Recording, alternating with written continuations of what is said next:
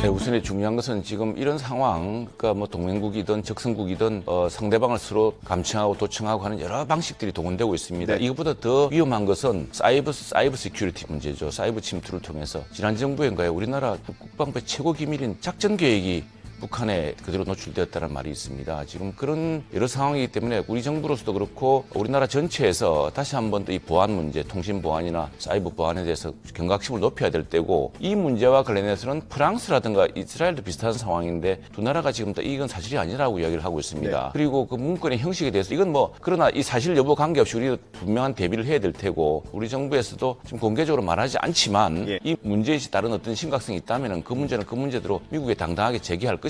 제기할 것이고, 동맹국간이라고 하더라도 이 문제 할 건 해야죠. 해야 되는데 국방부에서 이야기하고 있지만 상당 부분 이게 좀 패브리케이트 된 것 같다. 뭔가 형식을 빌려서 네. 조작된 정황이 있다. 이게 이런 문서를 미국은 통해서 왜냐하면 우리나라 문건 부분만은 우리 그 생각할 수 예. 있기 때문에. 그리고 지금 여기 뉴욕타임즈 보도를 보면은 거기에 지금 올라와 있던 그 사진이 보면은 그 시즌턴가 이렇게 돼 있습니다. 이게 감청이나 전화로 한 게 아니고 통신 신호를 잡아가지고 했다는 건데 네. 과연 그런 식으로 해서 어떻게 했는지도 모르겠지만 그 내용 자체는 지금 러시아가 우크라이나에 침공을 한 뒤에 이 전쟁이 장기화되면서 상당히 난처한 상황 아닙니까? 네. 그래서 이걸 돕자는 동맹국들도 있고 지금 러시아가 빠진 공경이 있기 때문에 그런 자료를 통해서 거꾸로 러시아가 이런 공경에서 벗어나려고 하는 동맹국 간의 이간질을 한다거나 하는 이럴 가능성도 저는 있다고 봅니다. 그래서 그런 것까지 감안해서 굉장히 좀 신중하게 그러나 정확하게 접근을 해야 되고요. 만일 이 문제가 지금 진짜 시긴트를 통해서 어느 시기에 어떻게 됐다는 것이 이제 우리 정부에서도 밝혀나가겠죠. 정확히 어느 정도 되면은 그건 당당하게, 그러나 그 상호 재발되지 않은 방식으로 또 우리도 철저히 막을 수 있는 방식으로 이걸 통해서 미국에게 압박할 수 있는 압박해야 되고요. 예.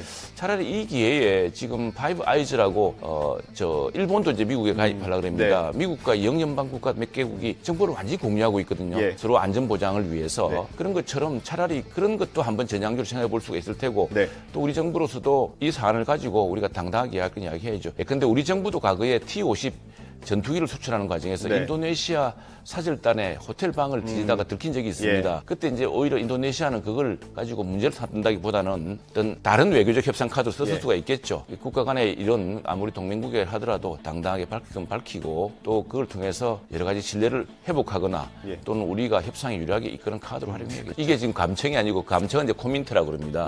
이 시긴트는 이제 통신 신호를 잡았다는 건데 외국 영화에 보면은 뭐 거대한 이런 통신 위성을 통해서도 감시할 수 있는 이런 게 있는 모양인데 이 수준이 어느 정도인지 아무도 모르는 거죠, 사실은. 그런 만큼 이제 대비를 철저해야 되는데, 다만 지금 우리 정부가 자신 있게 이야기할 수 있는 것은 그 당시에 그런 정부 내 결정이 있었느냐, 또 그런 대화의 내용성이 타당성이 있느냐를 보고서 지금 국민들에게 발표한 내용 아니겠습니까? 이 민주당 입장, 뭐 야당이니까 무조건 저렇게 이야기하는 건 그럴 수 있다 생각을 하지만, 그러다 지금 이스라엘하고 프랑스의 사건의 경우에서 보면은 이것이 문건 내용 자체를 부인하고 있지 않습니까? 그러니까 지금 이렇게 이게 조작됐을 가능성을 여기서 볼 수 있는 것이죠. 그런데 왜 이스라엘이나 프랑스 같은 경우에 대해서는 그렇게 믿어주면서 우리 정부의 해명은 또 믿지 못합니까? 그리고 이 보도에 따르면은 당시에 이미 폴란드에 수출하고 있다는 내용들이 국내 언론 같은 데 많이, 그리고 당장 그 젤린스키 대통령이 우리 국회 연설에서 무기를 좀 도와달라고 직접 호소도 한 적도 있습니다. 그게 우리 정부의 큰 고민이었고 그럴 수 없다는 것이 이제 그 공식 입장이었는데, 대신에 우회해서 그러면 미국으로 빌려준다든가 또는 뭐 폴란드에 수출한다든가 이런 방안들은 끊임없는 관심사였고 러시아가 가장 주목하는 대목이어서 이런 대목을 가지고서 그걸 사후에 만들 수 있는 또 가능성도 있기 때문에 실제로 그 시긴트를 통해서 했던 것이, 그러면 우리 시긴트도 우리가 막아야 되겠죠. 막아야 될 거고 그 과정을 좀 더 엄밀히 하고 미국 정부한테 솔직하게 이야기하라고 좀 이야기할 수 있을 테고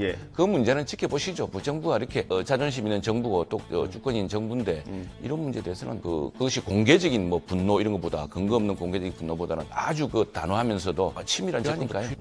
지금 이제 이스라엘과 프랑스에서 나고 있기 때문에 야당의 의혹 제기가 지금 뭐 청와대를 옮겨서 그렇다까지 번지고 있는 마당이니 심하다 생각이 들고요. 그리고 그걸 다 일일이 이야기할 수 있겠습니까만은 미국도 지금 그것이 비록 일부 조작됐든 어쨌든 정부 문서 형식에, 또 일부는 사실 진짜 정부 문서가 이렇게 온라인에 이렇게 떠돌 수가 있느냐, 그 내부를 보고 있듯이 우리도 지금 이게 그렇다면은 여기서 지금 언급되고 있는 내용이 내부에 샅샅이 지금 조사되고 있을 겁니다. 그 당연하게 정부의 기능이죠. 사실 합참이 쓰던 건물입니다. 합참은 항상 우리 정부, 우리 국가를 지키는 제일 중요한 군사적 중심인데, 그럼 그 건물을 그대로 썼기 때문에 오히려 지금 청와대가 과거에 대통령 집무실이고 대통령이 또 사는 곳이다 보니까 또 그리고 오래된 건물이어서 할 수 없었던 그런 보안 조치가 오히려 더 강화됐다 볼 수 있고, 이것은 좀 좀 지나치다 생각이 드는데 그리고 또 하나 말씀드릴 때 코민트, 시긴트가 있지만 네. 이게 종래의 방식의 도청 감청이 아닙니다. 코민트라는 것은 이제 라인 태핑, 네. 와이어 태핑 뭐 이렇게 하지 않습니까? 이거는 통신 신호를 가지고서 인공위성에서 했는지 어떤지 그런 기술이 발전돼 있다고 하니까 그건 지금